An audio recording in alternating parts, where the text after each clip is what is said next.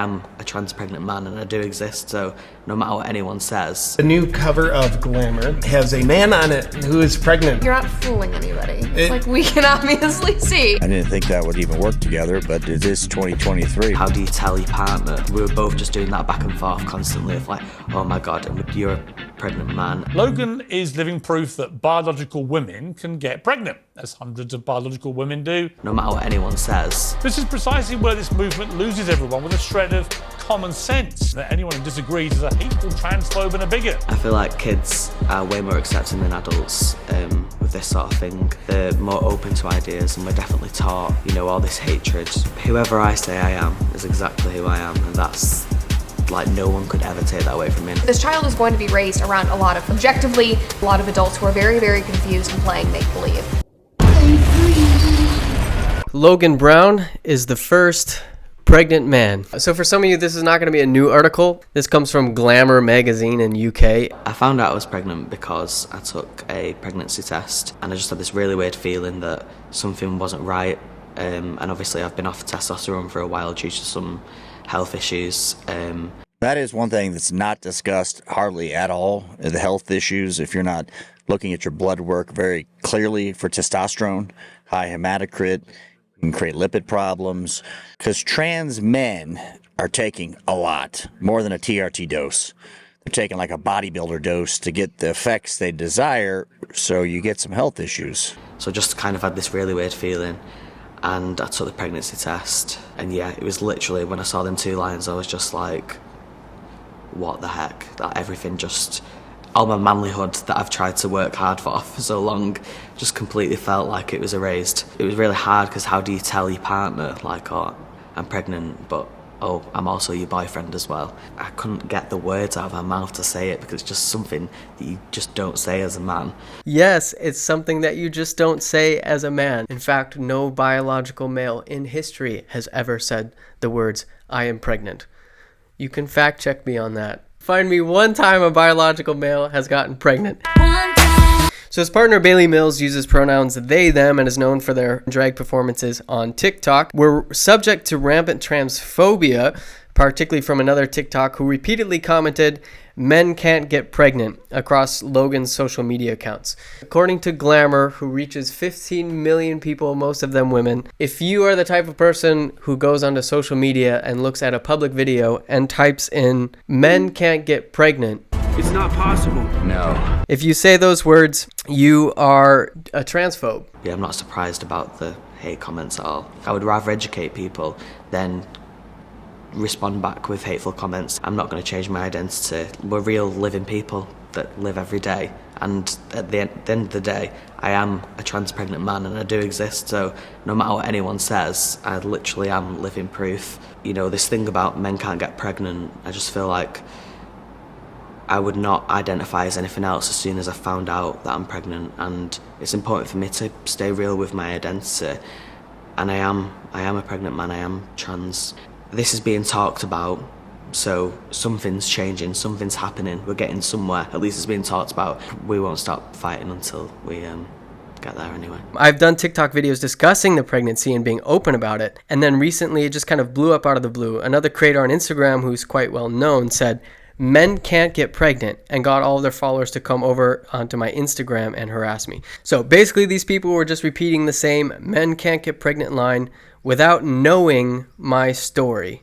All they need to know is that you believe that you're a man and you are pregnant. Those are the 2 things that they need to know. They don't need to know the whole backstory and history. I actually replied back nicely.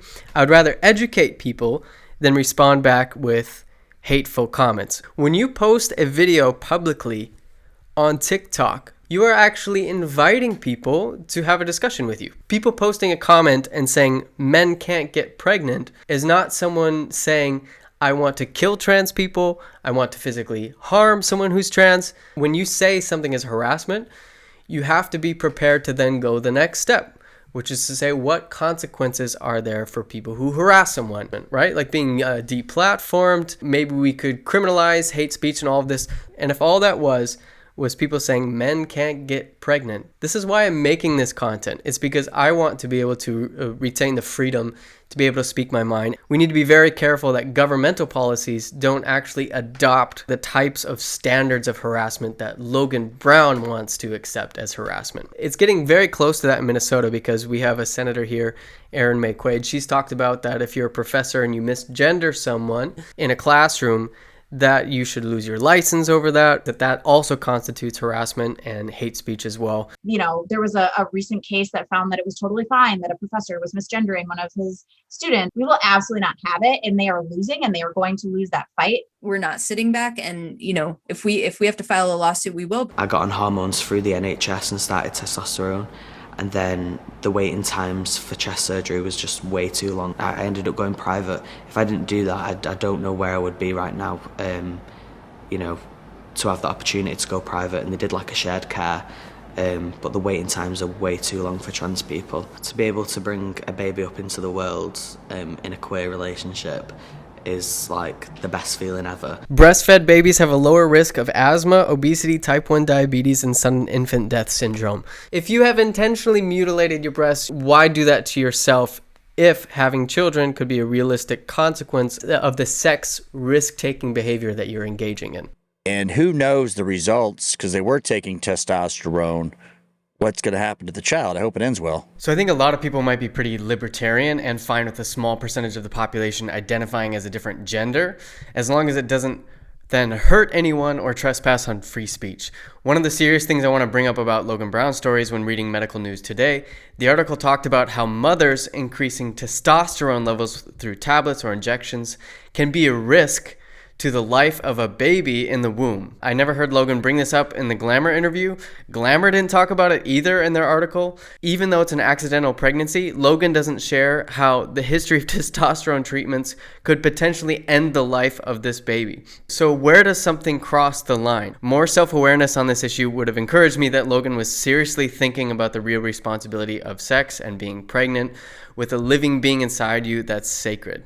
I think what makes me feel empowered as a trans man is that whoever I say I am is exactly who I am, and that's like no one could ever take that away from me, and I've learned that recently. And to have this opportunity to have my own baby whilst being truly who I am is really empowering. If you feel like you're an elephant, if you feel like a cat, if that's exactly who you believe you are, that is who you are, and no one can take that away from you. Now we are seeing kids that are identifying as animals going to school, and they are purring instead of answering questions, and they meow, and the teachers are not allowed to question it because it's considered a queer identity. This logic, I think, breaks down really quickly when you look at it through a scientific framework. Perhaps when you get pregnant, it reveals something about your biological identity and footprint, and perhaps that's a piece of your identity that you can't just erase just by your feelings alone. That's the criticism.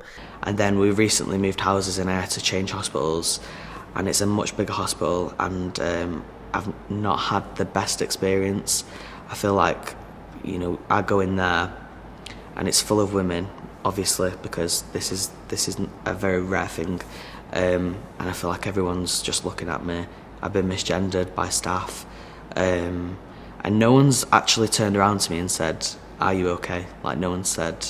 It feels like, "Oh, you're a trans pregnant man." Being pregnant in general is really, really difficult, but then all the things that come with it, like me being trans and stuff, no one's actually said, "Are you okay?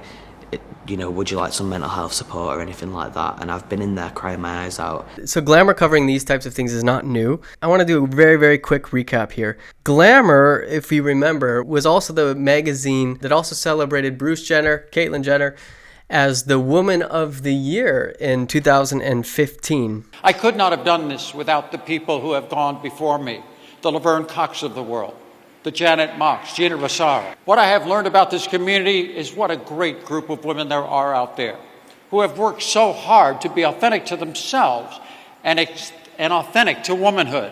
And so thank you, Glamour magazine.